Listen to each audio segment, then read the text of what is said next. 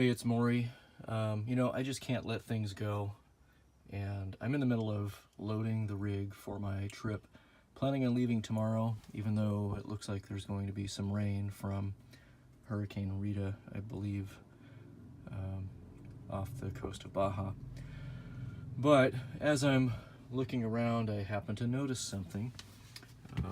This trim piece right here is lifting, and I had thought that this was plastic, but it's actually just some sort of non-skid fabric that's been glued down, and it's peeling up. So while I'm looking at that, trying to figure out, I don't have any adhesive for that, what am I going to do? I noticed in the corner there's a little piece of it over here, and I thought, oh well, maybe it's just a piece of scrap that got trapped underneath there, and I start to pull it. Well, no, they're actually using it to cover a gap in the trim, the wood trim here, so I pushed it back into place. But I also noticed that it's not trimmed correctly. And you may recall that I had talked about these plastic cover pieces. Now, I looked at another rig. I don't remember if it was a Travato. I think it was a Travato.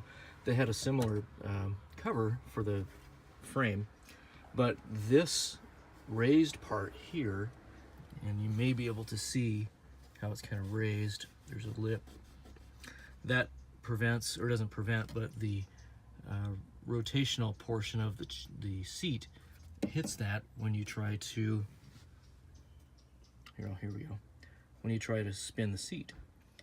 It's too high, it doesn't clear. Anyway, on the one that I saw the other day, this piece has been routed out. Professionally, I might add, not the way that Hymer has been doing it. So anyway, I have pushed these back up against the frame. They originally were moved out so that the lip here was covering this metal trim piece in order to cover the edge of the flooring and the heater hose. So when I pushed it up against the frame, it caused this gap.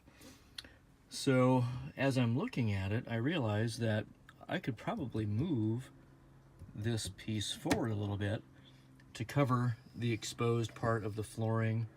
And as I'm looking at it, I see that it's not even aligned correctly. It's up on top of the plastic on this side, and on the other side it's not even where it's supposed to be. So it was installed in the wrong place to begin with. So I think that, oh, and here's a missing screw, by the way, one of the screws that I was talking about before. So I think that I'm going to pull this piece up, put it in place where it belongs, and re-secure it to the floor. But I just wanted to share that little detail with you. I don't know if this happens a lot. I mean, this was obviously hand built and mistakes were made, but that's what I'm going to do today, and we'll see how it turns out.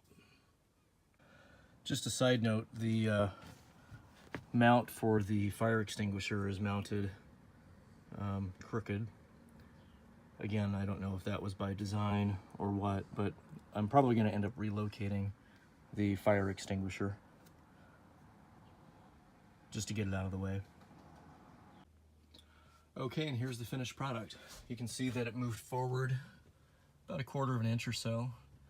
Not writing on the plastic anymore, although you can see where it scratched it.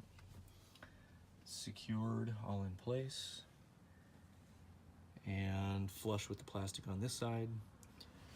Over here we have some hack job from Hymer where they cleared the metal trim. Disappointing. But yeah, so this only took about 10 minutes to take care of. Once I noticed something like that, I need to at least give it a shot, and this was an easy fix. The trim, I'll have to figure out what to do about that. I don't have any material to replace it with at the moment, so that's on the list, but I don't need to do that right now, and it's fairly minor. For some reason, the trim piece here was really bothering me.